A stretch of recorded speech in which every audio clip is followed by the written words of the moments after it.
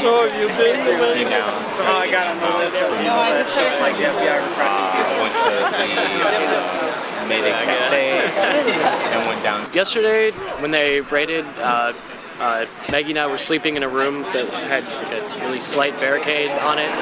We were woken by the cops breaking down the door and kicking everyone out of the house. This was yesterday afternoon? This was yesterday afternoon. Yep. They let a couple people go in to grab like wallets and things. They led TK into the house yesterday to grab something.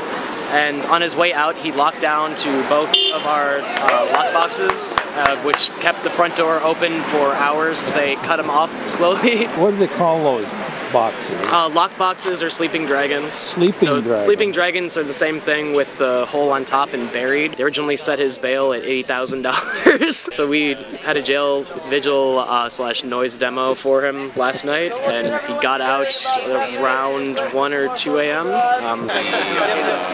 Mayday Cafe and went downtown for press conference. Isn't it a weird story? About 4 o'clock in the afternoon yesterday, we received word that a bunch of MPD officers had pulled up to the house and were enacting an eviction. They brought in the help of the Hennepin County Sheriff as well. And in fact, one of our brothers, Rafi, was waved to the nice people, was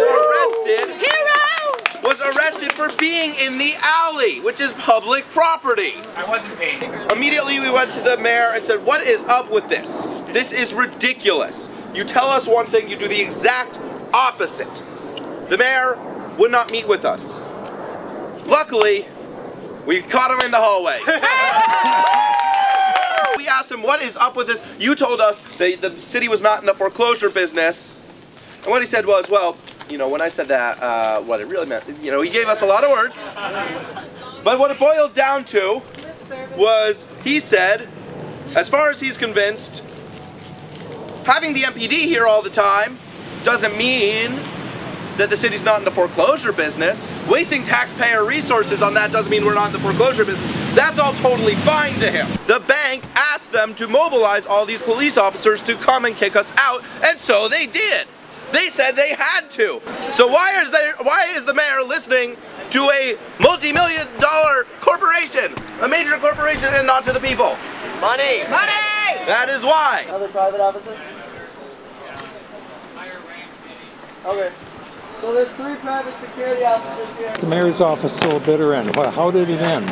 How it ended was we basically followed him down a hallway, asking him to stop and talk to us. He finally did stop and talk, but initially it was just to tell us that this is not the proper way to get his attention, to which we responded, we don't know what else to do, and we just wanted some basic questions answered. We asked some basic questions, and it was just a lot of diplomacy, not really answering the questions. By the end of the conversation, the request that was made by him was, well, the question that he asked us was, if I get the police department to back off, are you willing to leave the premises?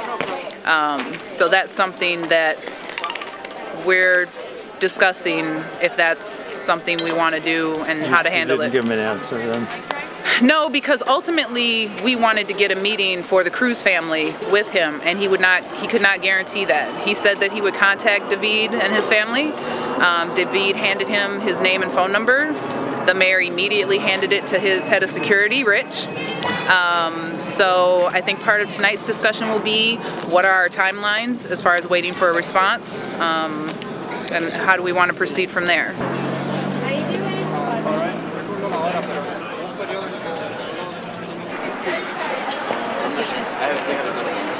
Hi, my name is Alejandra Cruz. I'm part of the Cruz family, and well, what happened today was amazing, and what has been happening throughout the, you know, the campaign of this house has been just like incredible. How the community has gathered and has, you know, made up so much of their work with, you know, like the family, and not only that, but like it's been just growing stronger.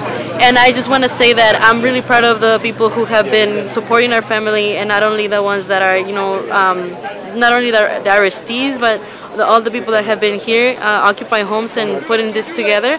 But I do want to say that I am really concerned and disappointed at whatever it's been going on in terms of evicting our families across the country, and I don't think it's the right thing to do. I think that the banks should negotiate with families and actually do loan modifications so that we can have a better opportunity of coming back to our home in a safe way. I'll never get up. I know. I know the problem. Okay. Standing by the water, we shall not be moved. We shall not be moved like a tree. Whose house? Whose house? Whose house? Whose house? Whose house? Whose house? Whose house? Whose house?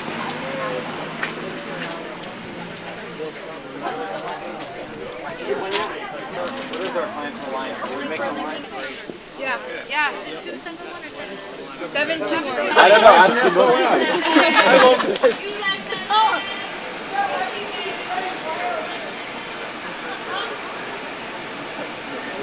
But hey, let me know.